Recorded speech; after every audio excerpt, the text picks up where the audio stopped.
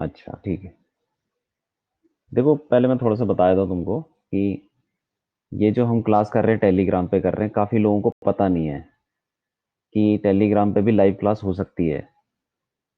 तो जैसे कुछ बच्चे मेरे से कांटेक्ट करते हैं तो उनको समझ में नहीं आता जब तक उनको करके ना दिखाओ। तो एक स्टूडेंट आया, मतलब मेरे पास आया था, तो मैंने उसको बकायदा ऐसे करके दिखाया कि जैसे तुम्हारे साथ मैं क्लास ले रहा हूँ वैसे उसको करके दिखाया, तब उसके समझ में आया। तो तुम बच्चों को मतलब ऐसे समझाओ कि भाई लाइव क्लास ऐसे चलती है। तो बच्चे कुछ और ही बच्चे सोचते हैं कि पीडीएफ पीडीएफ डाल देंगे या वीडियो रिकॉर्ड करके डाल देंगे। ऐसा नहीं है, ये लाइव क्लास चल रही है। तो ऐसे समझाओ बच्चों को, ठीक है? तब जाके वो थोड़ा थोड़ा ज्वाइन करेंगे। बच्चे थोड़े ठीक ठाक होंगे तो सही रहेगा। और ठीक है चलो। तो हमने पिछली क्लास में वेक्टर्स किया था, वेक्टर्स का मैंने तुम्हें असाइनमेंट भेजा था, उसी असाइनमेंट के क्वेश्चन अभी करते हैं, ठीक है? तो मैं पहले स्क्रीन शेयर कर देता हूँ वेक्टर वाला।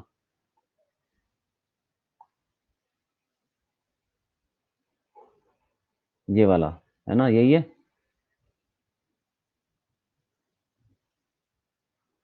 तो इसमें तुम कह रहे हो लास्ट के 4 क्वेश्चन। Yes sir. लास्ट के 4 क्वेश्चन।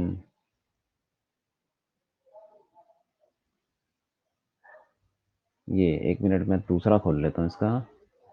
ये खोल लेता हूँ वर्ड में, सही रहेगा वो। हम लिख सकते हैं उसमें देखो।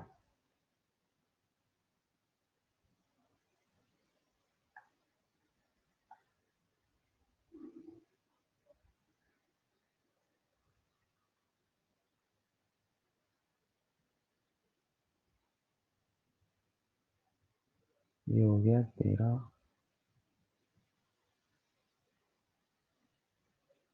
ठीक है। ये 9th क्वेश्चन ही बोल रहे हो ना तुम? सर 9 10 11। क्यों 9th है ना?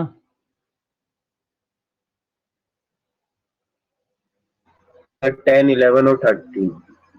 10 10 11 12 11। और 13। अच्छा ठीक है।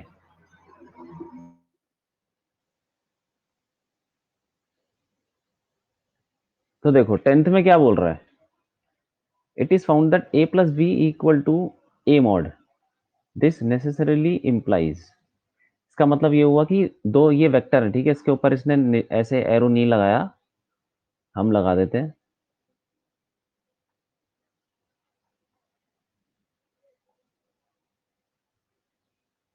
ये सब एरो, ये वेक्टर्स है, ठीक है? तो बोल रहा है ए प्लस बी वेक्टर का मैग्नीट्यूड ए मॉड के बराबर है। तो इसका मतलब क्या हुआ कि जो बी जीरो है, बी जीरो हो सकता है, ये कोई जरूरी है? क्या बी जीरो होना जरूरी है? बिल्कुल जरूरी नहीं है। यहां देखो,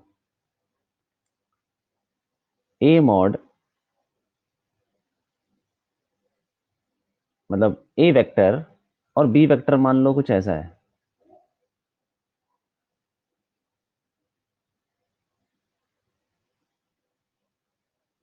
और ये ए प्लस बी होता क्या है? ये तो रिजल्टेंट होता है ना दोनों का। और रिजल्टेंट कैसे बनाते हैं? ऐसे बनाते हैं।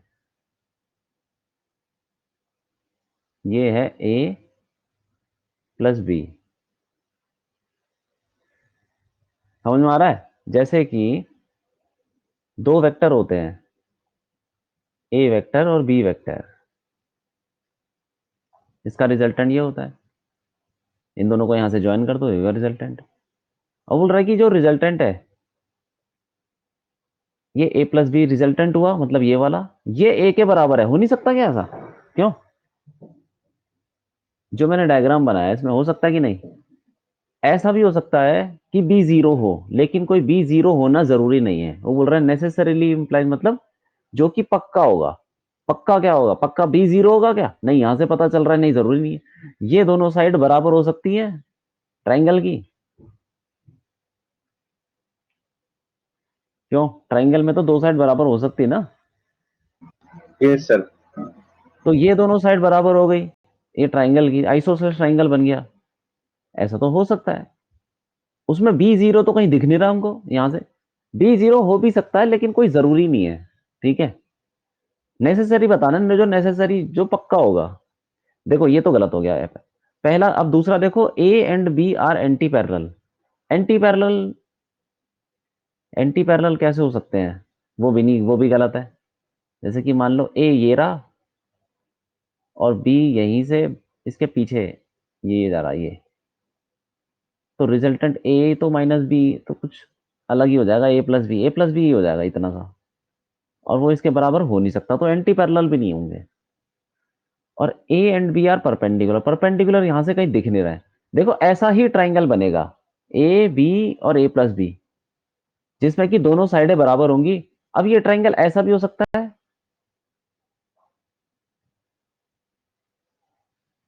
जिसमें ये दोनों साइडें बराबर है, ये ए वेक्टर है और ये ए प्लस बी वेक्टर है, और उसका मैग्नीट्यूड इसमें भी बराबर है। मतलब तुम आइसोसेलेस ट्राइंगल बनाओ, आइसोसेलेस ट्राइंगल में ये बी वेक्टर कितना भी बड़ा हो सकता है, छोटा बड़ा, या तो ऐसा कर लो, ये भी कर सकते हो।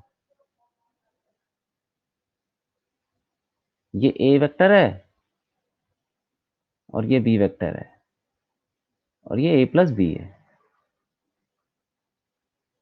ठीक है, तो आइसो बनेगा तो आइसोसेलेस ट्राइंगल, क्योंकि ए वेक्टर, ए वेक्टर और ए प्लस बी वेक्टर दोनों बराबर हैं, तो ट्राइंगल की दोनों साइड बराबर होंगी। हमें पता है कि ए बी और उसका रिजल्टेंट जो ए प्लस बी है, वो तीनों ट्राइंगल बनाएंगे।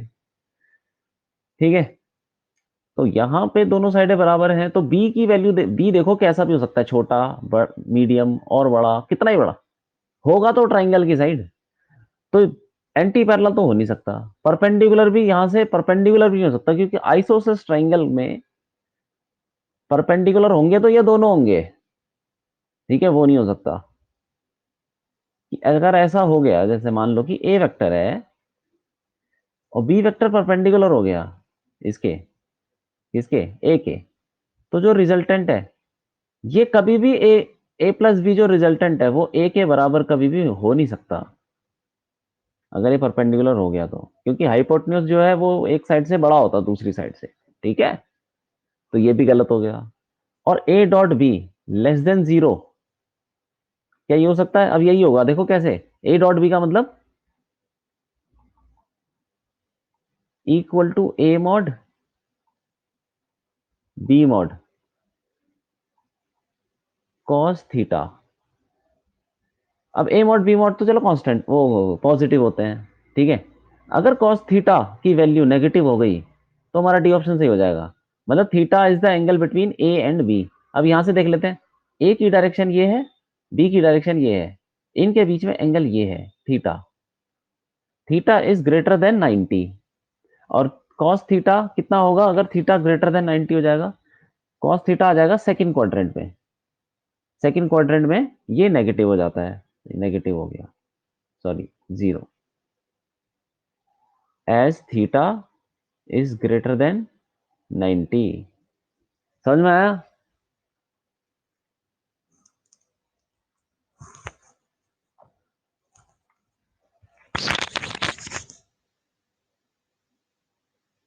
हेलो बिलाल, समझ में आ गया? सर लेकिन सर जो आपने असाइनमेंट दिया था ना, उसके आंसर की में इसका बी दे रखा है। बी दे रखा है? हाँ जी। Yes sir. हाँ ओके, तभी मतलब तुमने जो किया था तुम्हारे हिसाब से डी होगा। मतलब तुम्हें क्या लगता है, डी ऑप्शन होना चाहिए? सर हमें तो इसका ए लग रहा था पहले। ए लग रहा था? ए सबको लगता है, क्योंकि वो बंदा सोचता है बी होगा, लेकिन बी हो सकता है, ये कोई जरूरी नहीं है। उसने पूछा है जरूरी क्या है, जरूरी ये है कि ट्राइंगल बनेगा और उस ट्राइंगल में आइसोसेलेस ट्राइंगल बनेगा। ठीक है, तो angle between A and B हमेशा 90 से ज्यादा होगा, तो ऑप्शन तो गलत दे रखा होगा फिर। मैं ठीक कर दूंगा उसको। डी का होना चाहिए यहाँ पे, 10th का होना चाहिए डी। ठीक है, जी। आंसर गलत दे दिया, चलो ठीक कर दूंगा मैं इसको, है ना। और बताओ, ये समझ में आ गया ना? अच्छा एक चीज मैं तुमको बता दो, मैंने ये याद रखना कि angle between two vectors is the angle between their directions. जैसे कि यहां पे मैंने बोला कि एक वेक्टर है ऐसा, दूसरा वेक्टर है ऐसा भी, तो एंगल बिटवीन ए और बी ये नहीं होगा, ये वाला नहीं होगा। कौन सा होगा? इन दोनों की डायरेक्शंस के बीच में इस पॉइंट से दोनों वेक्टर निकलने चाहिए। इस पॉइंट से दोनों वेक्टर, एक वेक्टर घुस रहा है और एक वेक्टर निकल रहा है, तो निकलने के लिए एक वेक्टर को उठा के आगे डाल दो। एक वेक्टर, ये जो ए वेक्टर है इसको आगे बढ़ा दो, कोई फर्क नहीं पड़ता, क्योंकि हम वेक्टर को उठा के रख सकते हैं। एक ए वेक्टर यहां हो गया। अब देखो इस पॉइंट से दोनों वेक्टर निकल रहे हैं, तो एंगल ये होगा theta. Angle between two vectors is the angle between their directions. एक पॉइंट से दोनों वेक्टर निकलने चाहिए, तो फिर जो एंगल उनके बीच में होगा डायरेक्शंस के बीच में, वही एंगल हो जाएगा उनके बीच में। ठीक है, याद रखना ये।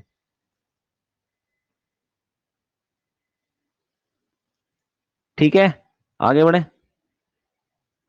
Yes sir. ठीक है, कोई भी अगर दिक्कत उनकी होगी तो पूछ। डायरेक्शन होगी सर, हाँ जो हाँ उनकी हाँ। डायरेक्शन होगी पीछे की साइड भी तो ले सकते हैं। पीछे मतलब किधर?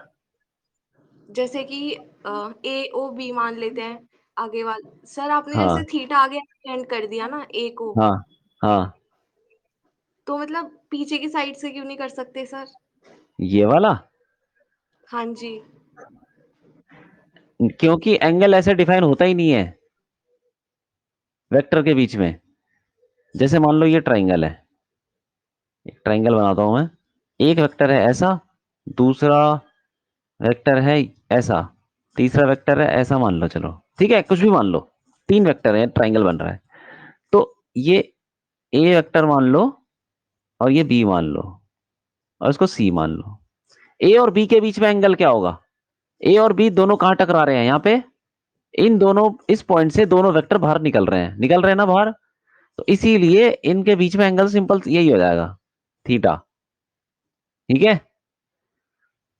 सर अब ये देखो कि बी और सी में क्या है, इस पॉइंट से दोनों वेक्टर को बाहर निकालो तो हम इसकी डायरेक्शन को आगे बढ़ा देंगे, तो उससे ये बाहर को निकल जाएगा। और जो बी वेक्टर है उसको भी हम आगे बढ़ा देंगे। डायरेक्शन तो देखो, बी वेक्टर को उठा के तो कहीं भी रख सकते हैं ना, parallel, it can be shifted parallel to itself, तो पैरेलल उसको आगे हमने बढ़ा दिया। ये डायरेक्शन वही है, मैग्नीट्यूड भी वही है, बस उठा के रख दिया आगे, तो बी वेक्टर बन गया ये, और सी वेक्टर ये वाला बन गया। अब इन दोनों के बीच में इस पॉइंट से दोनों बाहर निकल रहे हैं, तो ये हो जाएगा एंगल। ठीक है। ठीक है सर। और और ये जो ए और सी है इस पॉइंट पे टकरा रहे हैं, तो ए, एक सी तो बाहर निकल रहा है, ए को भी बाहर निकालने के लिए हम उसको आगे बढ़ा देंगे ये। अब एंगल बिटवीन ए और सी क्या हो जाएगा? ये वाला। ठीक है कि नहीं? तो एंगल बिटवीन वेक्टर्स जो होता है वो एंगल बिटवीन देयर डायरेक्शन। ठीक है। Yes sir. हाँ, तो ठीक है आगे बढ़े, बोलो। Yes sir. अब देखो 11th क्वेश्चन में क्या बोल रहा है। For which angle between two vectors A and B will the magnitude of the sum of two vectors be equal to the magnitude of each vector? मतलब एंगल बिटवीन दो vector हमको निकालना है, सच दैट जो magnitude of the sum of two vectors, sir मतलब क्या cos हुआ? Line है। देखो सुनो सुनो, सम ऑफ टू वेक्टर्स का मतलब क्या हुआ कि उसका रिजल्टेंट ही तो पूछ रहा है वो। जब उसने बोला है कि सम ऑफ टू वेक्टर्स का मतलब दो वेक्टर का सम, दो वेक्टर का सम का मतलब क्या होता है? रिजल्टेंट होता है कि नहीं? Yes sir. हाँ, तो मैंने रिजल्टेंट ले लिया ए plus B.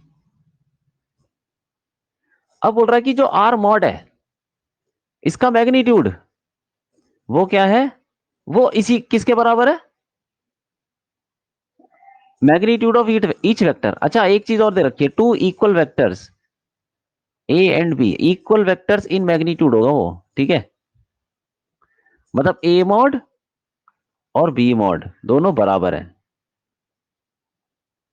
To equal vectors with magnitude, मतलब दो वेक्टर हैं ए और B, both having equal magnitude, लिखा होना चाहिए वैसे यहाँ पे इक्वल मैग्नीट्यूड, दोनों का मैग्नीट्यूड बराबर है और वो जो आर मॉड है वो भी इसके बराबर है। तो हम क्या करेंगे, सिंपल रिजल्टेंट वाला फॉर्मूला लगा देंगे। क्या बोलता है वो,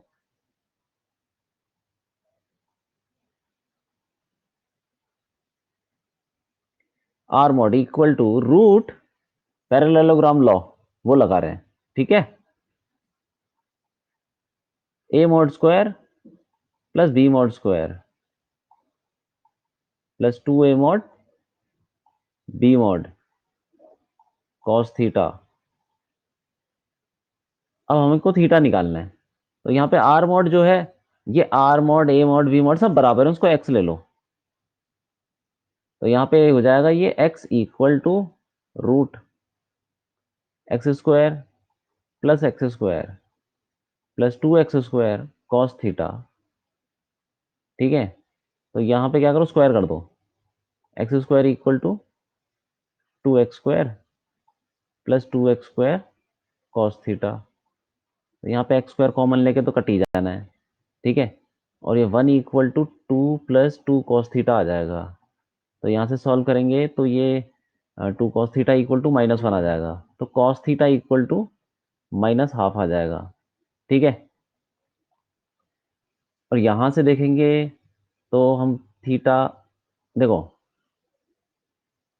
अब देख लो ना, खुद ही देख लो, cos 60 हो नहीं सकता, माइनस आ रहा है ना, तो कौन सा एंगल होगा, 120 ही हो सकता है। ठीक है कि नहीं, 90 होगा नहीं, 90 0 60 ये सब होगा नहीं, तो 120 ही एक पॉसिबिलिटी है, क्योंकि वो नेगेटिव आ रहा है cos थीटा, जो कि सेकंड क्वाड्रेंट में ही होता है। ठीक है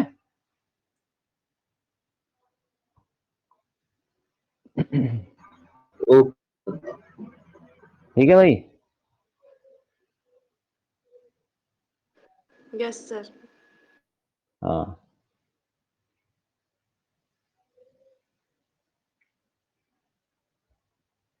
अच्छा आगे बढ़े। जी। Yes sir. अब देखो, इफ अ वेक्टर 2i दे रखा है इज परपेंडिकुलर टू वेक्टर, अपना ऑडियो बंद कर दो, आवाज आ रही है। ठीक है, एक वेक्टर दे रखा है जो कि परपेंडिकुलर है दूसरे वेक्टर के। ठीक है, ये वाला, तो अल्फा की वैल्यू बतानी है। अब परपेंडिकुलर का क्या मतलब हो भाई, कि ए डॉट बी क्या होना चाहिए, दो वेक्टर 0। है A dot B, A mod B mod cos theta होता है, और थीटा जो है 90 दे रखा है इसमें परपेंडिकुलर, तो सीधा सीधा cos 90 0, तो 0 हो जाएगा, A dot B equal to 0। अब ए डॉट बी हम दूसरे तरीके से कैसे निकालते हैं, जब आई जे के दे रखा हो, आई आई वाले मल्टीप्लाई कर दो, 2 × 4, जे जे वाले कर दो, प्लस 3 × -4, तो माइनस आ जाएगा कितना, -3 × 4, और फिर 8 अल्फा इक्वल टू 0। ये कितना हो जाएगा, 8 -12 प्लस 8 अल्फा, 0 हो गया। 8 अल्फा इक्वल टू ये कितना है, 4। ठीक है, तो ये तो आ गया तुम्हारा अल्फा 1/2। ठीक है भाई,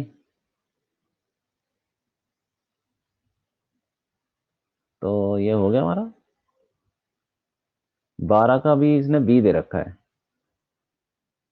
क्यों, 11 का, एक मिनट, तो ये भी गलत दे रखा है इसने, 11 12 का भी,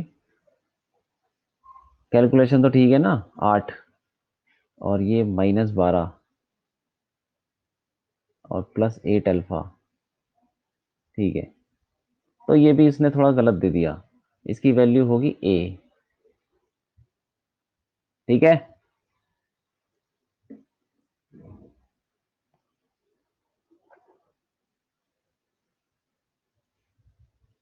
क्यों भाई, ठीक है, समझ में आ गया। जी सर। हाँ, ओके। अब देखो आखिरी वाला क्वेश्चन, इसमें क्वेश्चन में थोड़ी गड़बड़ है, इसमें ना ये दे रखा है 8 रूट ये रूट है, 8√3 है, ठीक है। तो ये इसे कर लेते हैं, देखो sum of magnitudes of two forces acting at a point is 16। दो फोर्सेस का सम था, दो वेक्टर का सम, मैग्नीट्यूड का सम, A mod plus B mod 16 दे रखा है, ठीक है। इसको एक्स और वाई ले लेता हूँ, बार बार ये मॉड वॉड लगा के लंबा हो जा रहा है। X plus Y equal to 16। अब दे बोल रहा है कि उसका रिजल्टेंट जो है, देर रिजल्टेंट 8√3, उस रिजल्टेंट का मैग्नीट्यूड 8√3 है, is at 90 degree with the force of smaller magnitude. चलो देखो इसको ना ऐसे कर लेते हैं, डायग्राम बना लेते हैं। वैसे ये भी मतलब कई सारे सवाल डायग्राम से भी हो जाते हैं। दो वेक्टर है, एक वेक्टर मान लो ए, एक्स मान लो ये, ठीक है, एक्स और वाई मान लेते हैं। अब बोल रहा है कि हम मान लेते हैं कि एक्स छोटा है, ठीक है, और वो बोल रहा है कि रिजल्टेंट जो है इतना है और 90 degree with the force of smaller magnitude. जो छोटा वाला फोर्स है, वेक्टर है छोटा वाला, उससे परपेंडिकुलर है। तो रिजल्टेंट ये है आर, और वाई कैसे होगा फिर? तो एक्स वाई और आर जो भी बनेगा ये तो ट्राइंगल बनेगा, तो ट्राइंगल बना लो, ठीक है। तो ये हो गया वाई। अब वो बोल रहा है एक्स प्लस वाई तो 16 है और रिजल्टेंट है 8√3। तो इसमें राइट एंगल ट्राइंगल में हम पाइथागोरस लगा सकते हैं, क्योंकि इसका मैग्नीट्यूड दे रखा है और इन दोनों का सम भी दे रखा है। तो लगा के देखते हैं। तो वाई स्क्वायर क्या होगा? Equal to R square plus X square, ठीक है। ट्राइंगल से करके ना थोड़ा ये हो जाता है कि जल्दी हो जाता है। Y square equal to R square plus X square है। अब हमें पता है आर की वैल्यू 8√3 है, तो वाई स्क्वायर इक्वल टू ये कितना हो जाएगा, 8√3 का स्क्वायर करो, 64 × 3 192 प्लस एक्स स्क्वायर। अब एक काम करते हैं, यहां से क्या डालें हम, y की वैल्यू डालते 16 माइनस एक्स, तो 16 माइनस एक्स का square equal to 192 plus X square, ठीक है। अब उसको खोल लो, तो कितना होता है 256 plus X square minus 32x, और कितना हो जाएगा ये, equal to 192 plus X square. X square तो कट गया, ठीक है। 32x इधर चला जाएगा, 32x क्या हो जाएगा, इक्वल टू 256 माइनस 192, ये कितना होगा, ये हो जाएगा 64। तो x की वैल्यू 2 आ गई। तो y कितना हो जाएगा, यहां से निकाल लो 14। ये है मैग्नीट्यूड आ गया, दोनों फोर्स का मैग्नीट्यूड ही पूछा उसने, तो 2 और 14 आ जाएगा, ठीक है। तो ये वाला हो गया सही, डी। आए समझ में? Yes sir. ठीक है। तो डायग्राम बना के थोड़ा हो जाता है, सवाल हो जाता है। और देखो तुमको ना, मतलब वेक्टर में ना सीधा सीधा कोई सवाल नहीं पूछने वाला एग्जाम में, इसका तो यूज करना है हमको आने वाले चैप्टर्स में। इसका एप्लीकेशन जैसे डॉट प्रोडक्ट, क्रॉस प्रोडक्ट और कई सारी चीजें हैं, छोटी छोटी चीजें, छोटे छोटे फॉर्मूले कभी कभी आ जाते हैं, ठीक है। जब हम आगे काइनेमेटिक्स पढ़ेंगे या वर्क एनर्जी पावर पढ़ेंगे, रोटेशन पढ़ेंगे, तो उसमें यूज होता है थोड़ा बहुत इसका। बाकी डायरेक्टली मत सोचो कि डायरेक्टली कोई पूछने वाला नहीं है, ठीक है। मैक्सिमम चांस इसी के हैं, वेक्टर का यूज करना है हमको। तो हो गया भैया। सर एक बार ये भी बता दीजिए, क्वेश्चन नंबर हाँ, 8, angular momentum is. Angular momentum में तो तुमने पढ़ा नहीं है ने, तो इसको हटा देते हैं।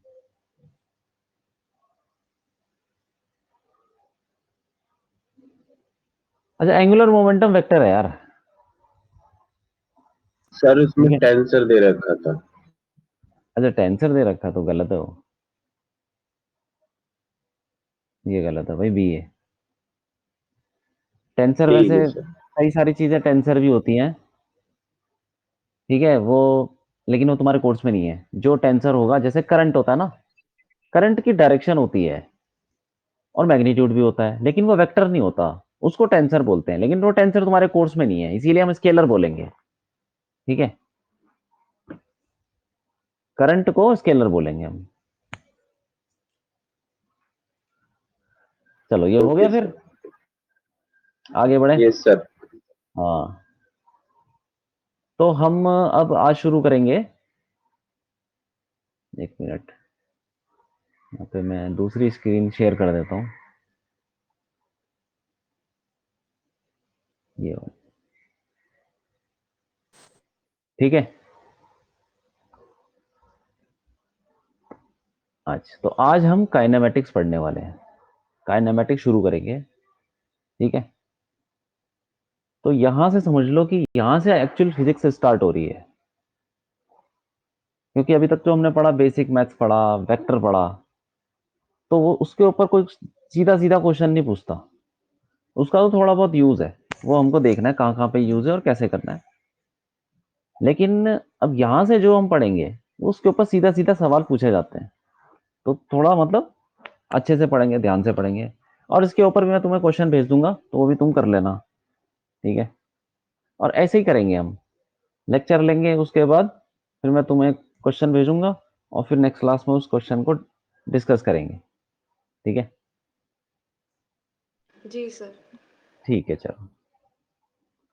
तो काइनेमेटिक्स,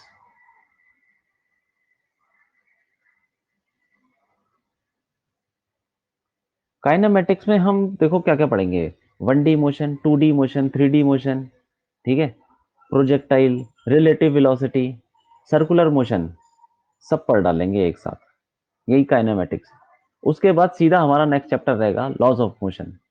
तो इसमें हम सब कुछ खत्म करेंगे, straight line motion, plane motion, relative velocity, circular वगैरह सब। ठीक है, तो जो सर मैं बता रहा हूँ प्रोजेक्टाइल भी एक एक। करवा देंगे। हाँ, सब सब कुछ सब कुछ काइनेमेटिक्स के अंदर सब कुछ आता है। काइनेमेटिक्स मतलब मोशन। अब मोशन स्ट्रेट लाइन हो सकता है, प्लेन हो सकता है, प्रोजेक्टाइल हो सकता है, कुछ भी। Motion under gravity, relative velocity, circular motion, कुछ भी है। ठीक है, ग्राफ वगैरह जो भी है, सब कुछ इसमें आ जाएगा, मोशन वाले। तो देखो, जो मैं बताऊंगा ना तुमको, वो थोड़ा ध्यान से पढ़ना। और इसके अलावा कोई किताब से पढ़ने की कोई जरूरत नहीं है। खाली मतलब तुम अपना टाइम बर्बाद करोगे और कुछ नहीं करोगे। जो मैं बता रहा हूं उसको याद रखना बस। ठीक है, तो सारे क्वेश्चन हो जाएंगे। पहले हम पढ़ेंगे 1D मोशन क्या होता है। वन डायमेंशनल मोशन क्या होता है भाई?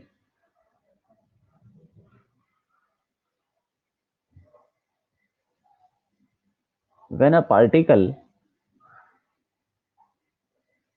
मूव्स ऑन अ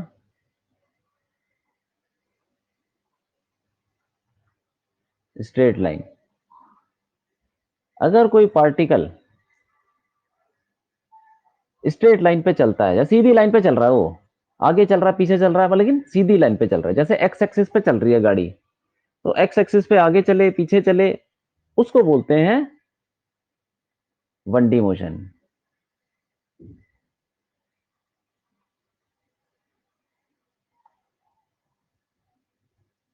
ठीक है, 2D मोशन क्या होता है?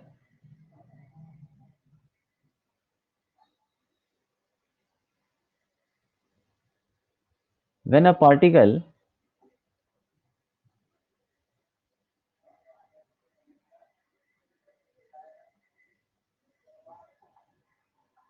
Moves in a plane. एक प्लेन पे अगर कोई चले, तो उसको बोलते हैं 2D मोशन। ठीक है,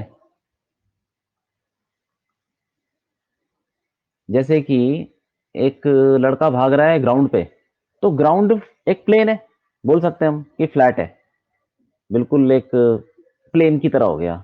तो प्लेन पे चल रहा है, तो प्लेन पे आगे पीछे कहीं भी दौड़ सकता है। तुम गाड़ी चला रहे हो ग्राउंड पे, तो गाड़ी कैसे चलेगी? उस फ्लैट सरफेस पे चलेगी, उस ग्राउंड पे चलेगी। तो उसको बोलते हैं हम 2D मोशन। ठीक है, जैसे मान लो कि एक ग्राउंड है, एक ग्राउंड मान लो इसको, ठीक है। अगर कोई लड़का यहां, इसको एक्स एक्सिस मान लेता हूं, ये ग्राउंड है, फुटबॉल ग्राउंड मान लो उसको, ये कोने पे मैं ओरिजिन मान लेता हूं, और ये एक्स एक्सिस वाई एक्सिस मान लेता हूं, ठीक है। एक लड़का जो ए है वो ऐसे जाता है, इस डायरेक्शन में भाग रहा है, ऐसे पैरेलल टू एक्स एक्सिस। दूसरा लड़का जो है बी मान लो, वो ऐसे जा रहा है, ठीक है। तीसरा तीसरा लड़का ऐसे जा रहा है, ऐसे ऐसे घूम, ऐसे जा रहा है, ठीक है। तो बताओ कौन सा वन डी मोशन है, बोलो।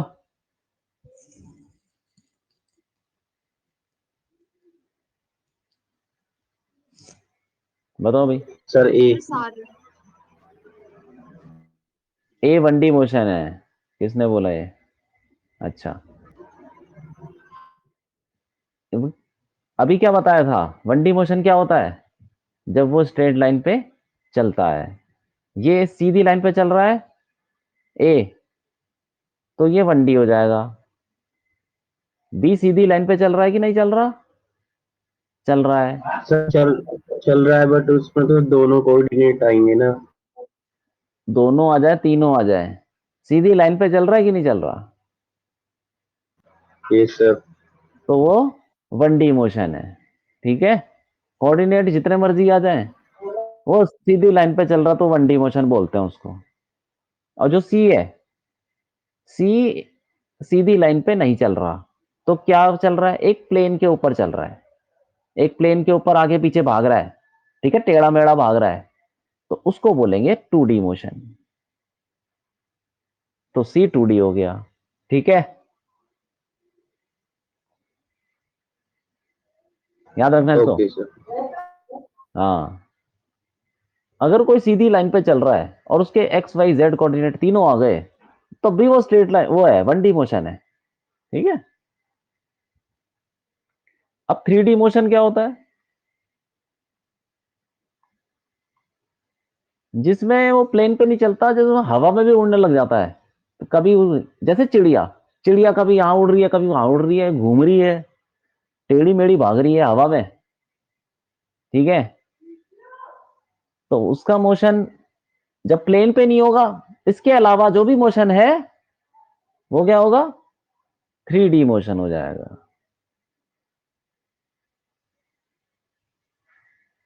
ऐसे लिखेंगे हम,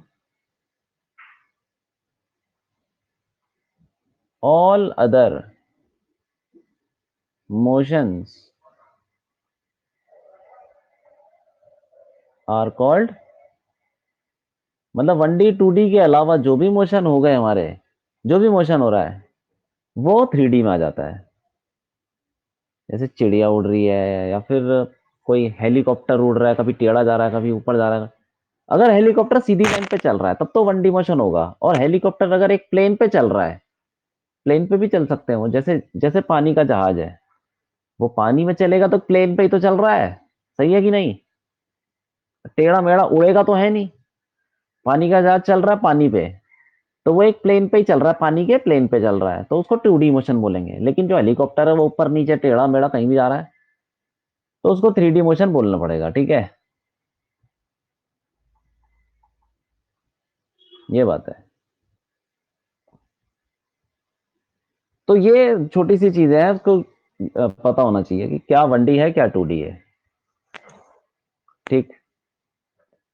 अब हम पढ़ेंगे, आगे बढ़ते हैं, कुछ बेसिक टर्म्स पढ़ते हैं।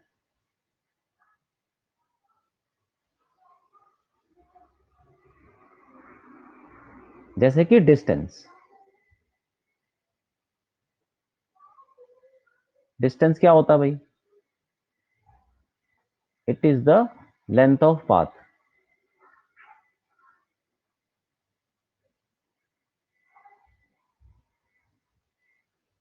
ठीक है।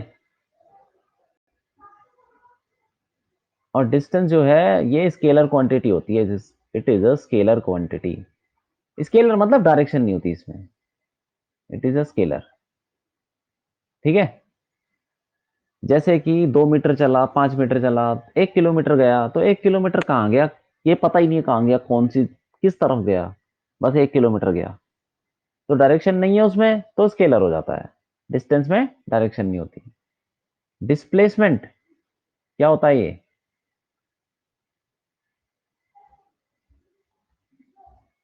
ये होता है वेक्टर, वेक्टर ज्वाइनिंग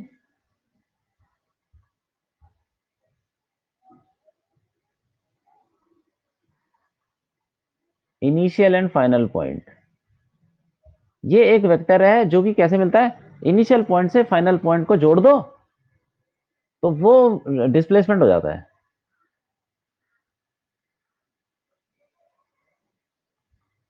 जैसे कि यहां से स्टार्ट हुआ ए पॉइंट से और घूम के गया ऐसे, मान लो सपोज बी, बी पॉइंट पे। तो ये जो रास्ता इसने जिस रास्ते से गया उसकी जो लेंथ है वो हो जाता है डिस्टेंस। ठीक है, तो ये तो हो गया डिस्टेंस, ये वाला, ये इसकी लेंथ। लेकिन डिस्प्लेसमेंट क्या होगा, इनिशियल पॉइंट और फाइनल पॉइंट को जोड़ दो और वेक्टर बना दो, तो ए बी वेक्टर, जो ए बी वेक्टर होगा वही डिस्प्लेसमेंट हो जाएगा। और डिस्प्लेसमेंट की लेंथ क्या होगी, इसका मैग्नीट्यूड क्या होगा, ये लेंथ ए से लेके बी तक ये कितना लंबा है, इसको शॉर्टेस्ट डिस्टेंस भी बोलते हैं, shortest distance between two points. ठीक है, वो तो मैग्नीट्यूड हो गया, लेकिन डायरेक्शन क्या होगी, इनिशियल से फाइनल।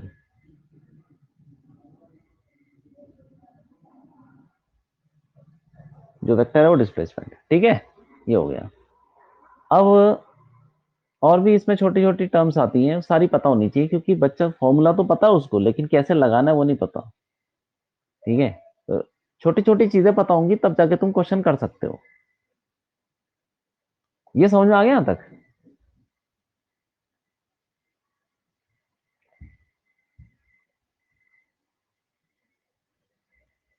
Yes sir. ठीक है, एवरेज स्पीड ये क्या होती है, इसका सिंपल फॉर्मूला है वी एवरेज, इससे डिनोट करते हैं equal to distance upon time. जो भी वो डिस्टेंस चला अपॉन जितना उसने टाइम लिया। ठीक है, और ये स्पीड जो है ये एवरेज स्पीड स्केलर है, it is a scalar.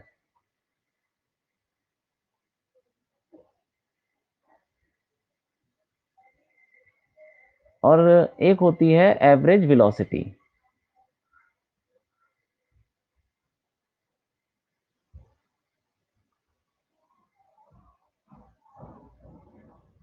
We average vector बताते हैं, ये वेक्टर है क्योंकि, ठीक है, equal to displacement upon time.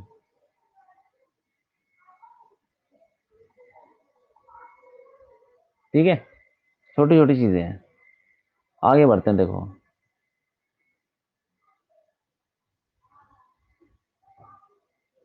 एक चीज होता है हमारे पास एवरेज एक्सेलरेशन, ये भी एक टर्म है।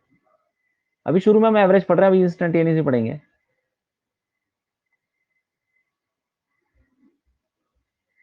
ये क्या होता है, ए एवरेज से डिनोट करते हैं, ये भी वेक्टर है।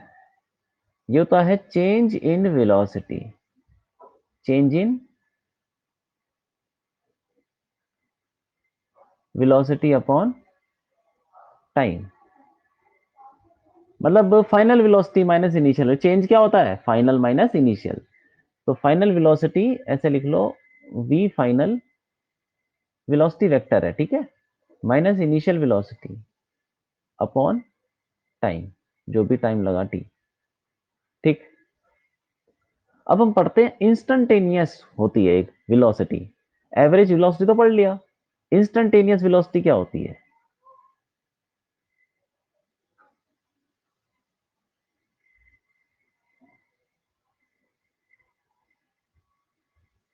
इसको सिंपली वेलोसिटी बोलते हैं, क्योंकि तुमने क्वेश्चंस में देखा ही होगा कि फाइंड द वेलोसिटी ये वो, तो फाइंड द इंस्टेंटेनियस वेलोसिटी कभी नहीं देखा होगा। तो उसका मतलब ही वही होता है, इंस्टेंटेनियस वेलोसिटी का मतलब क्या हुआ, सिंपल वेलोसिटी। ठीक है, और इंस्टेंटेनियस का वैसे मतलब होता क्या है, किसी इंस्टेंट पे, जैसे कि यहां पे इस रास्ते से वो गया, ये जैसे ये है, इस रास्ते से गया, ठीक है, तो पूरे रास्ते का तो एवरेज एवरेज हमने निकाल दिया, एवरेज स्पीड एवरेज वेलोसिटी। लेकिन किसी इंस्टेंट पे निकालना हो, मतलब सपोज पार्टिकल यहां पर है, तो यहां पर जब वो है, इस इंस्टेंट पे उसकी वेलोसिटी क्या थी, वही होती है इंस्टेंटेनियस वेलोसिटी। किसी एक पर्टिकुलर पॉइंट पर रास्ते भर का एवरेज तो एवरेज हो गया, लेकिन उस रास्ते में किसी पॉइंट के ऊपर अगर वेलोसिटी निकाले तो वो इंस्टेंटेनियस वेलोसिटी हो जाती है, ठीक है। उसको सिंपली वेलोसिटी भी बोलते हैं। तो उसका फॉर्मूला क्या है, उसको सिंपली वी से डिनोट करते हैं, वी वेक्टर। अब वेक्टर तो मैं शुरू में लगा रहा हूं, बाद में धीरे धीरे हम जो वेक्टर हटाना शुरू कर देंगे। वेलोसिटी जब भी नाम आएगा समझ जाना कि वो वेक्टर है, ठीक है। वो क्या होता है, D R by D T, D R vector by D T. ये आर वेक्टर क्या है, R vector is position of particle,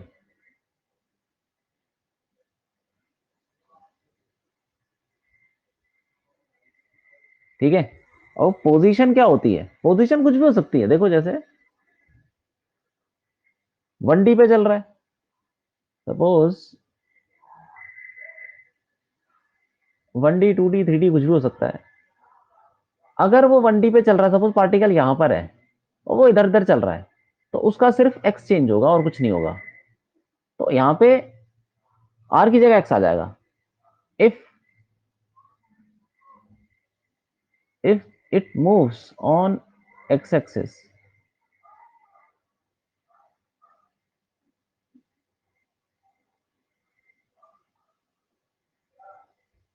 are vector की जगह, मतलब आर वेक्टर की जगह क्या आ जाएगा, D equal to D x by D T, simple. तो तुम सुना ही हो formula.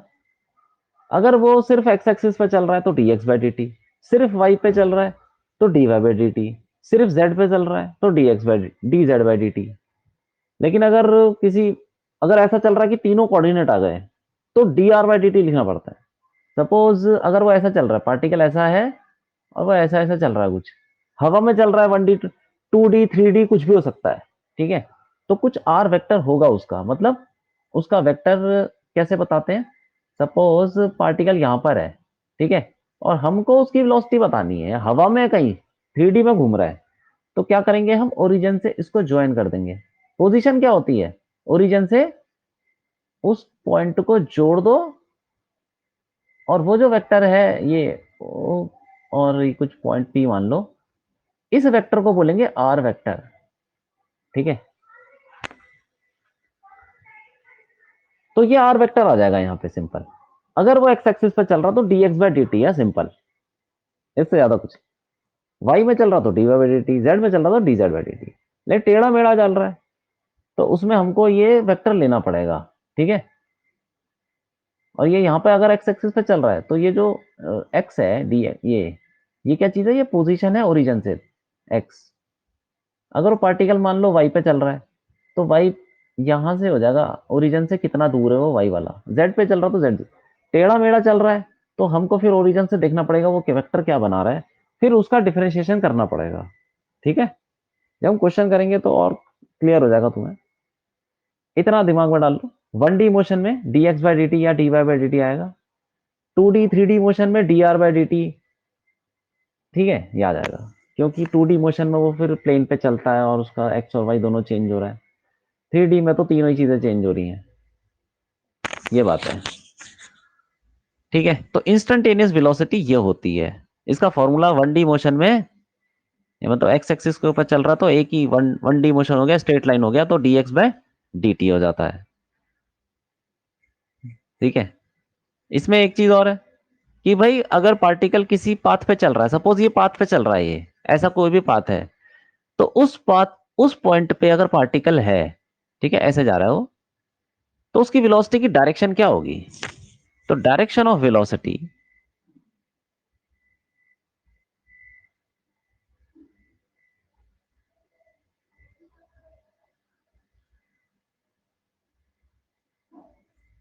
Is tangent to path of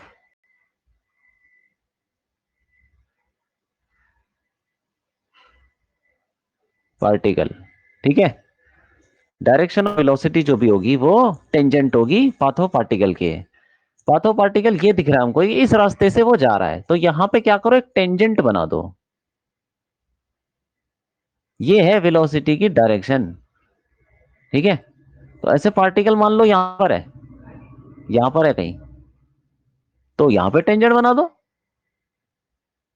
ये हो जाएगी वेलोसिटी की डायरेक्शन। अगर पार्टिकल यहां पर है तो यहां बना दो यार। ठीक है, जहां पर जहां होगा वहां बना दो, यहां पर है तो यहां बना दो ये।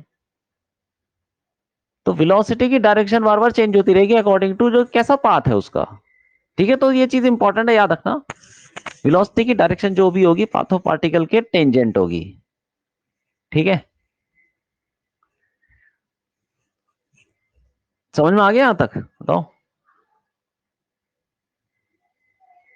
Yes sir. ठीक है,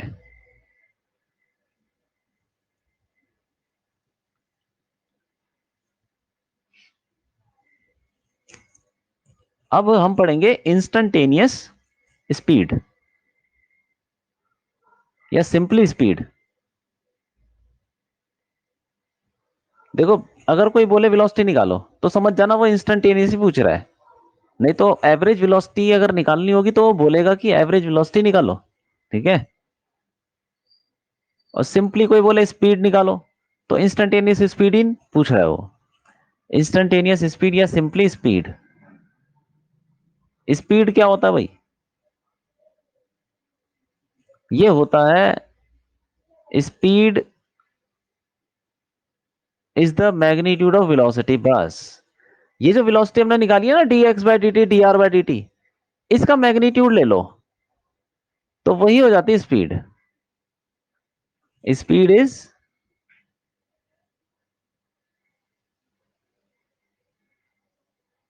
मैग्नीट्यूड ऑफ वेलोसिटी। जैसे मान लो 10 मीटर पर सेकंड है, नॉर्थ की डायरेक्शन में जा रहा है, तो नॉर्थ हटा दो, 10 मीटर पर सेकंड क्या हुआ? स्पीड हो गई। तो जब तुम वेलोसिटी से डायरेक्शन हटा देते हो तो वो स्पीड बन जाता है, सिंपल। तो स्पीड जो भी होगा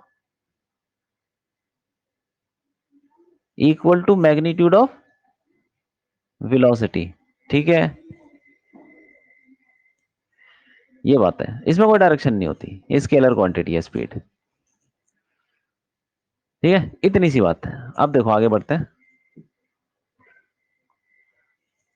इंस्टंटेनियस एक्सेलरेशन भी एक चीज होती है।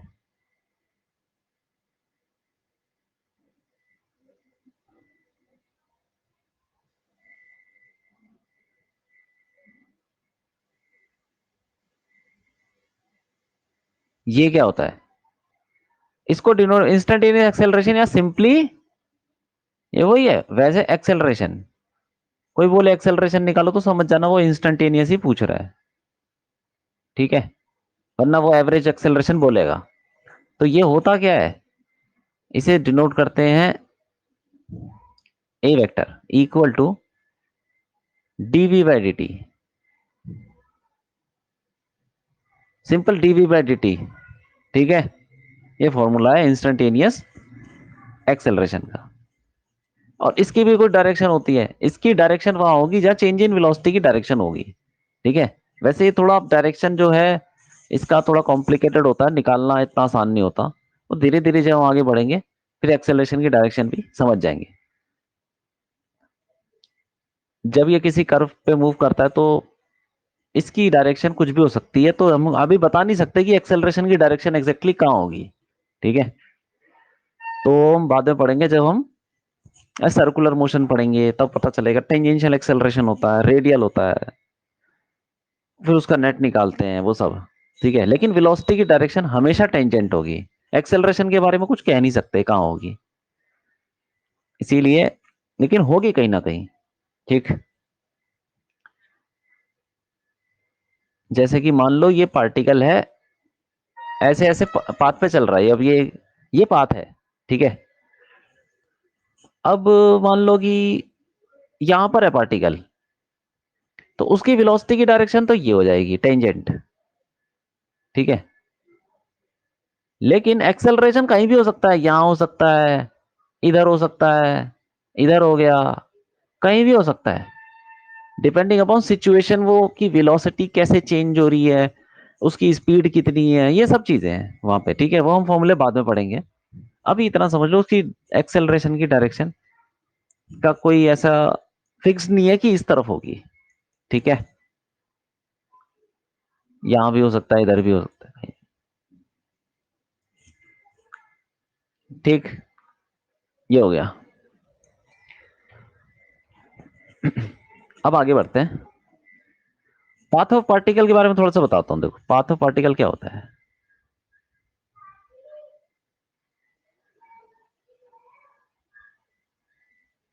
Path of particle is the path on which the particle travels. वो तो पता है हमको कि जिस पाथ पे वो चल रहा है वो पाथ ऑफ पार्टिकल हो गया, लेकिन ग्राफ में कभी कभी ऐसा होता है कि हमको पता नहीं चलता कि भाई ये पाथ है कि क्या है। इट इज द ग्राफ, मतलब इन graph,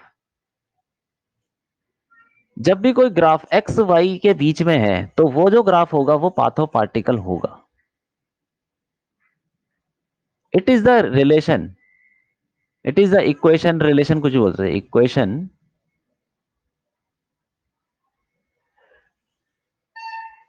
in X and Y. X Y Z ही बोल दो, कोई बात नहीं, एक्स वाई एंड जेड। जैसे कि तुमसे कोई बोले कि x square plus 2x minus y plus z square, ये क्या चीज है? ये पाथ ऑफ पार्टिकल है। इक्वल टू 0 बोल सकते हो या कुछ और भी बोल सकते हो, 5 ले लो। ये पाथ ऑफ पार्टिकल है, इसमें एक्स वाई और एक्स वाई जेड ये आ रहा है। तो जिस इक्वेशन में एक्स वाई जेड आ रहा है तो वो इक्वेशन हो जाएगी पाथ ऑफ पार्टिकल की। सिंपल एग्जांपल जैसे देखता हूं, x plus 2y equal to 4, ये क्या चीज है भाई? किसकी इक्वेशन है ये? बताओ, किसकी इक्वेशन है? पाथ। हाँ पाथ की तो है, क्योंकि एक्स और वाई है, लेकिन मैथ्स में पढ़ते हैं ना ये, ग्राफ बनाएंगे तो कैसा दिखेगा ग्राफ? स्ट्रेट लाइन दिखेगा नहीं दिखेगा? Yes sir, linear sir. Linear graph. इसका मतलब पार्टिकल जो है वो लाइन के ऊपर चल रहा है, इसका ग्राफ जैसा बनेगा वैसा पार्टिकल चलेगा, सिंपल। ठीक है, तो इसका ये बन जाएगा, ये ऐसे समझ लो, ये लाइन बन गया, ये वाई, ये एक्स, जैसा भी लाइन बनेगा, जैसा ग्राफ बनेगा उस ग्राफ के ऊपर पार्टिकल चलेगा, तो पार्टिकल इस लाइन के ऊपर चलेगा, ये कहने का मतलब है। तो इक्वेशन से पता चल जाता है कि पाथ कैसा होने वाला है। ठीक है, पैराबोला भी हो सकता है, स्ट्रेट लाइन भी हो सकता है, सर्कल भी हो सकता है, ठीक। तो जब भी हमारा पाथ ऑफ पार्टिकल होगा तो मतलब हमारे दिमाग में होना चाहिए कि जो इक्वेशन है पाथ ऑफ पार्टिकल की वो एक्स और वाई में ही, एक्स वाई और जेड में, वैसे तो हमारे कोर्स में, वैसे तो देखो एक्स वाई जेड तीनों में होता है, लेकिन हमारे कोर्स में नीट में सिर्फ एक्स और वाई ही पूछा जाता है। जेड थोड़ा ज्यादा हो जाता है, थोड़ा कॉम्प्लिकेटेड हो जाता है, क्योंकि 3D मोशन का ज्यादा कुछ है नहीं, ठीक है, 2D मोशन ही है, 1D 2D बस। इसीलिए चैप्टर के नाम भी तो वैसे ही है, motion in straight line, motion in plane, ठीक है। 3D मोशन का ऐसा कुछ खास नहीं है, ये बात है, प्लेन मोशन।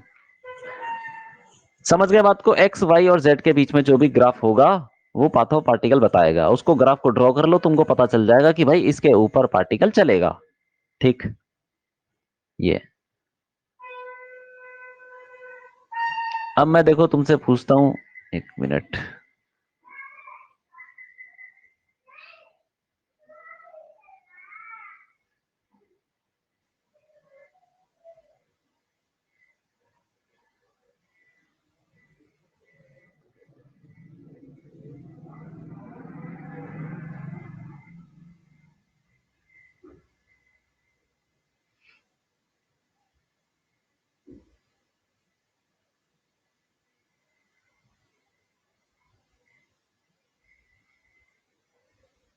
नया पेज ऐड कर देता हूँ ना ये मैं इसमें, पेज ऐड करना भूल गया।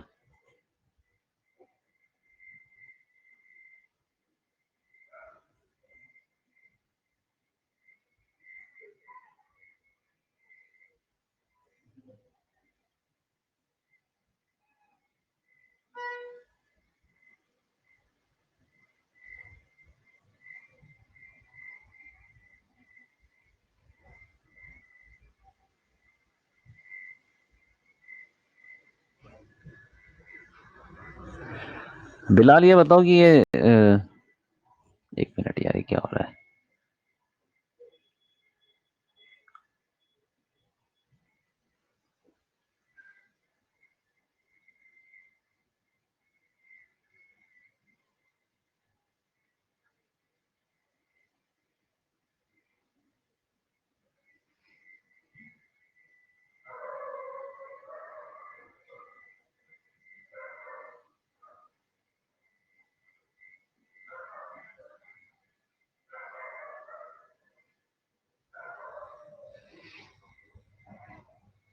एक सेकेंड रुक जाओ।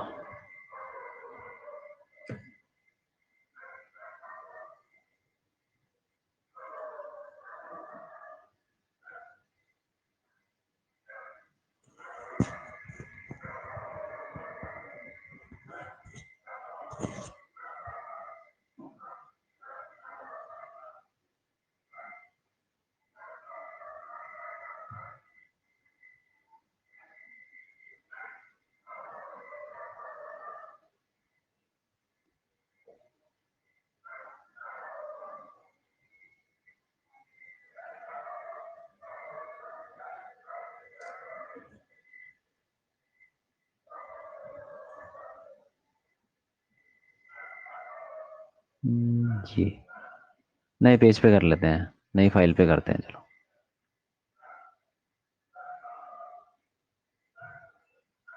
ठीक है।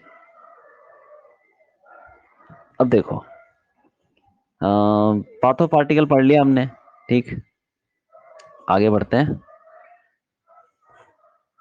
एक और चीज बताता हूं कि हम मोशन को ना ब्रेक भी कर सकते हैं। जैसे कि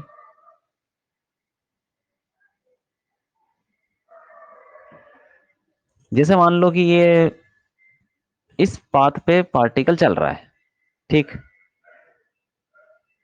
ये पाथ है और यहां पे पार्टिकल है अभी, तो उसकी वेलोसिटी की डायरेक्शन कुछ ऐसी होगी, टेंजेंट। और ये मान लेते हैं हम एक्स एक्सिस और वाई एक्सिस।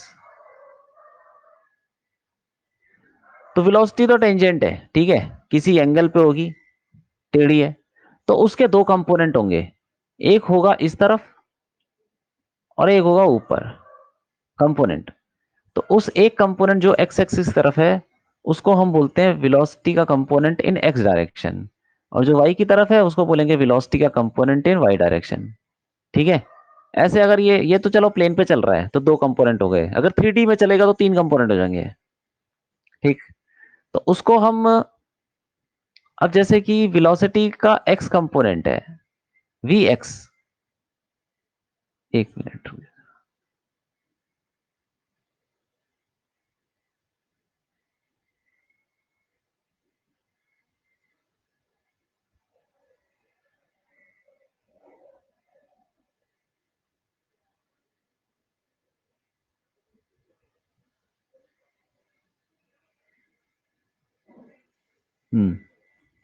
ठीक है, वेलोसिटी का एक्स कंपोनेंट है तो उसका एक हम फॉर्मूला बना सकते हैं, D x by D T. याद रखना इसको, जब भी हमारा कोई प्लेन मोशन होगा तो हम उसको क्या कर सकते हैं,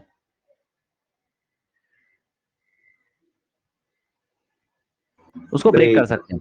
हाँ, जब भी मोशन प्लेन पे होगा तो हम उसको दो दो डायरेक्शन में तोड़ सकते हैं। इसका फायदा क्या होगा ये हम देखेंगे, क्यों ऐसे तोड़ रहे हैं। तो जो, अगर हमारी वेलोसिटी किसी डायरेक्शन में है तो हम उसके कंपोनेंट बना लेते हैं वी एक्स और वी वाई। और वी एक्स क्या होता है, d x by D t. V y क्या होगा, d Y by D T. Simple है। ठीक है। और ऐसे ही अगर एक्सेलरेशन देखें तो एक्सेलरेशन क्या होगा, ए एक्स, क्योंकि एक्स डायरेक्शन में भी कुछ एक्सेलरेशन हो सकता है। ठीक है, अब एग्जाम्पल करते हैं इसके ऊपर, तब समझ में आएगा। ए एक्स क्या हो जाएगा, अच्छा एक्सेलरेशन का फॉर्मूला क्या होता है, डीवी बाई डी टी, लेकिन एक्सेलरेशन इन एक्स डायरेक्शन का फॉर्मूला क्या होगा, D we x by D T. और acceleration in Y direction D we Y by D T. ठीक है, ये है, ये फॉर्मूले पता होने चाहिए भाई, इनको लगाना है। उसके बाद हमको, अच्छा वेलोसिटी को ऐसे ऐसे भी लिख सकते हैं, वेलोसिटी जो वेक्टर है in terms of their component, तो वेलोसिटी क्या है इसके, तो वी एक्स और वी वाई तो कंपोनेंट है, तो वेलोसिटी को कैसे लिखेंगे, v x i cap plus v y j cap, ये हो गई वेलोसिटी। मान लो कि ये कंपोनेंट है, एक है 4 ये वाला वी एक्स, और ये है 3, तो 4i प्लस 3j हो गई हमारी वेलोसिटी। ठीक, ऐसे ही एक्सेलरेशन क्या होगा, ए x I plus a Y जे, ये बात है। ठीक है, अब देखो जैसे कि मैं तुमसे एक इस पे एक एग्जांपल करते हैं।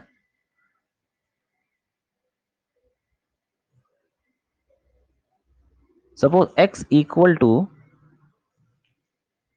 4t, या 2t कर लो, या 3 कर लो यार, ठीक है, और y equal to,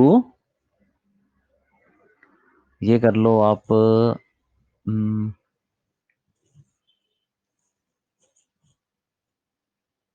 4t minus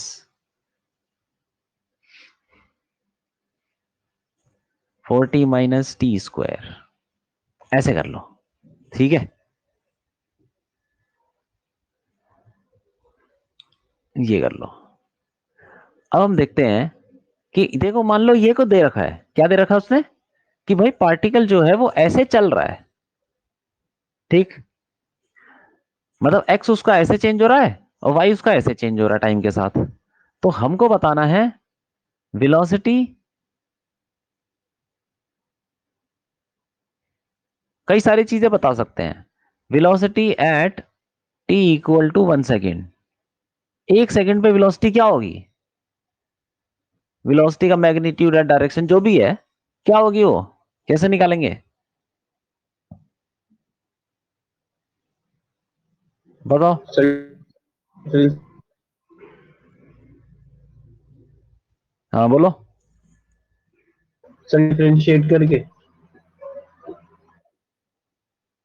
differentiate, हाँ डिफरेंशिएट करके। हमें पता है कि वेलोसिटी जो होगी, ये क्योंकि प्लेन पे चल रहा है, हमको पता है कि एक्स और वाई इसके दोनों चेंज हो रहे हैं। ठीक है, और स्ट्रेट लाइन इसका हमें पता ही नहीं है कुछ। पहले देखते हैं कि ये किस पाथ पे चल रहा है, ठीक है, क्या स्ट्रेट लाइन पे चल रहा है, ये कैसे पता चलेगा कि किस पाथ पे चल रहा है, पाथ ऑफ पार्टिकल कैसे निकालेंगे,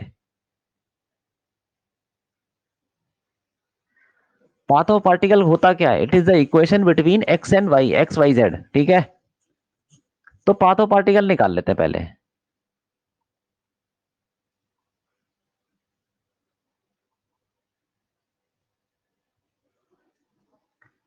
ये क्या होगा,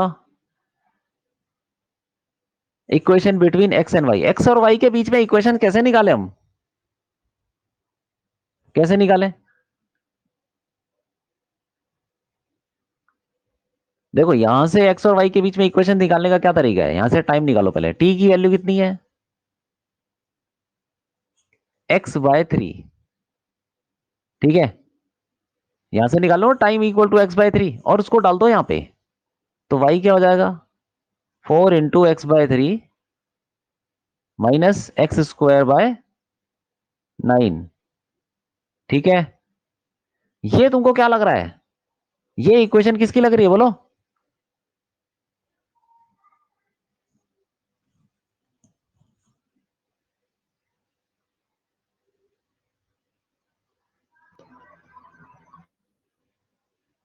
पैराबोला। अरे पढ़ा है ना हमने पैराबोला। Yes sir. हाँ, ये इक्वेशन पैराबोला की है, तो पार्टिकल पैराबोला पे चलेगा। ये पता चल गया। अब स्ट्रेट लाइन तो है नहीं, पैराबोला कैसा होता है, टेढ़ा मेढ़ा, मतलब ऐसा कर्व सा होता है। तो कर्व तो स्ट्रेट लाइन है नहीं, तो प्लेन हो गया। ठीक है, दो कोऑर्डिनेट चेंज हो रहे हैं। प्लेन मोशन, अब प्लेन मोशन में हमको पता है जो वेलोसिटी होती है वो क्या होती है, टेंजेंट होती है। तो जैसे जैसे कर्व मुड़ेगा वैसे वैसे वेलोसिटी भी मुड़ती रहेगी। तो उसके दोनों कंपोनेंट हम निकालते हैं। ठीक है, तो पहले वी एक्स निकालते हैं। वी एक्स क्या होगा भाई, D x by D T होगा। इसको डिफरेंशिएट करो, क्या आएगा, D x by D T. क्या आएगा, यहां से थ्री आ जाएगा कि 3 नहीं। आ जाएगा। हाँ, यस सर। तो वी वी एक्स जो हो गया वो तो 3 हो गया, 3 मीटर पर सेकेंड। वी वाई क्या होगा, v y sir 4 minus t. 4 - 2t, 2t। हाँ सर 2 टी सर सर। अब 1 सेकंड में पूछा उसने, तो 1 सेकंड डाल दो इसमें, कितना हो जाएगा वी वाई, 4 - 2 = 2 ही आ गया, 2 मीटर पर सेकेंड। सर। ठीक है, ये बात हो गई। अब क्या करें, अब हम वेक्टर बनाएंगे। वेलोसिटी होगी क्या, वेलोसिटी अपने कंपोनेंट्स के साथ आई जे लगा दो, तो फिर वो वेलोसिटी बन जाती है। ये तो कंपोनेंट है, तो क्या लिखेंगे हम, 3i + 2j। ये हो गई हमारी वेलोसिटी, और इसका वेलोसिटी का मैग्नीट्यूड क्या होगा, वेलोसिटी का मैग्नीट्यूड वगैरह सब निकाल सकते हैं। वेलोसिटी का मैग्नीट्यूड कैसे निकालते हैं, वेक्टर का मैग्नीट्यूड कैसे निकालते हैं, आई के साथ जो है उसका स्क्वायर कर दो, 9 + 4, प्लस कितना का, रूट 4। रूट 13 मीटर पर सेकेंड। सही है कि नहीं। Yes sir. हाँ, ठीक है। अब देखो, वेलोसिटी निकल गई, इसका मैग्नीट्यूड मतलब स्पीड भी निकल गई, और डायरेक्शन निकाल लेते हैं। डायरेक्शन के लिए बस वेक्टर को बनाते हैं। देखो वेक्टर को कैसे बनाते हैं, कितना चला ये आई में, 3 आई में है, 3 आई में, और 2 जे में है। तो 3 आई में, 2 जे में, अब इन दोनों को जोड़ दो तो बन जाता है हमारा वेक्टर ये वाला। तो इसका ये है वेलोसिटी वेक्टर जो एक्चुअल में है। इसका जो एंगल है वो कैसे निकाला, वही तो डायरेक्शन हो गई। tan थीटा क्या होगा, 2/3। ठीक है कि नहीं, यस बस सर। खत्म कहानी। ये बात है, tan थीटा 2/3 है। अब हाँ, तो ऐसे वेलोसिटी निकालनी है हमको किसी भी प्रॉब्लम में। अब देखो दूसरी चीज क्या है, मतलब इक्वेशन अगर दे रखी हो तो कैसे डील करना है ये सब पता होना चाहिए। पाथ ऑफ पार्टिकल निकाल लिया, पैराबोला आ गया। ठीक है, वेलोसिटी निकाल ली, 1 सेकंड 2 सेकंड जितने मर्जी सेकंड पे लगा लो।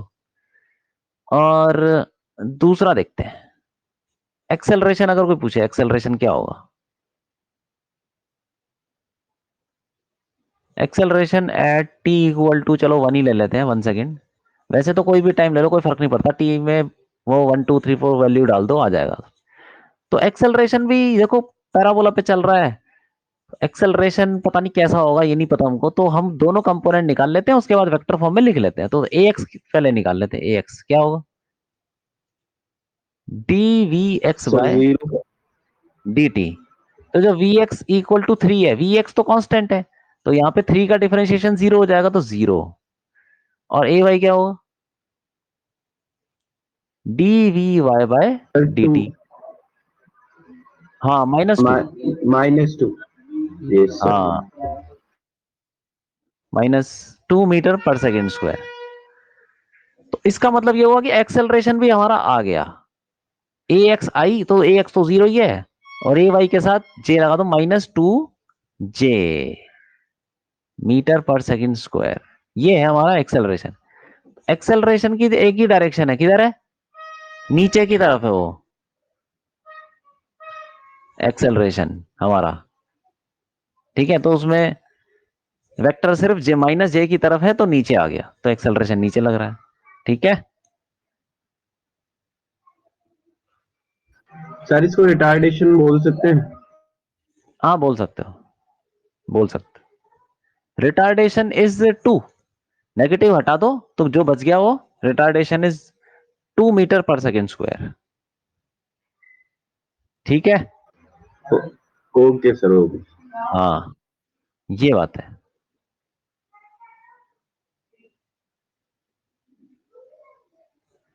अब देखो थोड़ा हम वो पढ़ते हैं, equation of motion, equations of motion.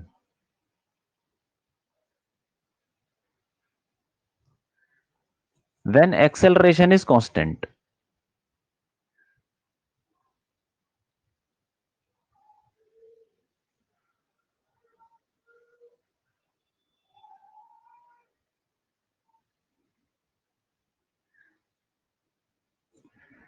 अगर एक्सेलरेशन कांस्टेंट है तो तुम वो इक्वेशन लगा सकते हो जो तुमने पढ़ी है, equation of motion, v equal to you plus A t, x is equal to U T plus half A T square. ठीक है, तुमने पढ़ रखा है वो। उसको अप्लाई कैसे करना वो देखेंगे। तो जैसे कि अब पार्टिकल तो कहीं पे भी चल सकता है, 1D 2D 3D, 3D वैसे कोर्स में नहीं है ज्यादा, 2D में ही ज्यादा है।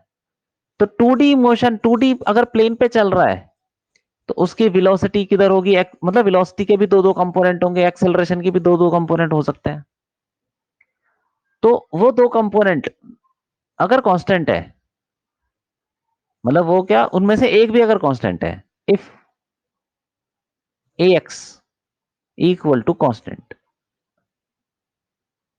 अगर ए एक्स कांस्टेंट है तो तुम वो फिर तीनों इक्वेशन लगा सकते हो। कौन सी, v equal to you plus A T और X is equal to U T plus half A T square. तो v equal to you plus A into T. ठीक है, लेकिन यहां पे एक चीज इंपॉर्टेंट है, तुम एक्स डायरेक्शन में एक्सेलरेशन कांस्टेंट तुमने लिया है, तो ये सारी इक्वेशन एक्स डायरेक्शन में लगेंगी। तो v जो होगा वो x होगा, u x, a x होगा, मतलब final velocity in x direction equal to initial velocity in x direction plus acceleration in x direction into time. सारी चीजें x वाली, टाइम तो किसी डायरेक्शन में नहीं होता, इसीलिए टाइम सिंपली टाइम ही है, वो सब डायरेक्शन में एक ही होता है। Time is scalar. ठीक है, यहाँ पे सारी चीजें वेक्टर है, इसीलिए हमने एक्स डायरेक्शन में अगर एक्सेलरेशन कांस्टेंट है तो एक्स डायरेक्शन में ही तीनों इक्वेशन लगा सकते। अब दूसरी इक्वेशन जो होती है वो कैसे लगती है, s is equal to U T plus half A T square सुना होगा। तो वो जो ऐसा वो डिस्प्लेसमेंट है वो किस डायरेक्शन में होगा, एक्स डायरेक्शन में displacement equal to you t, जो तो यू आ जाएगा एक्स डायरेक्शन में into time plus half a जो होगा वो एक्स डायरेक्शन वाला होगा इनटू टाइम का स्क्वायर। तो ये हो गई दूसरी इक्वेशन। तीसरी क्या होगी, v square minus you square equal to 2as। तो v क्या होगा, वो x डायरेक्शन वाला होगा। ठीक है, माइनस यू स्क्वायर मतलब x डायरेक्शन वाला u, initial velocity in x direction, उसका square equal to 2ax into X. ठीक है, ऐसे ही अगर ए वाई कॉन्स्टेंट है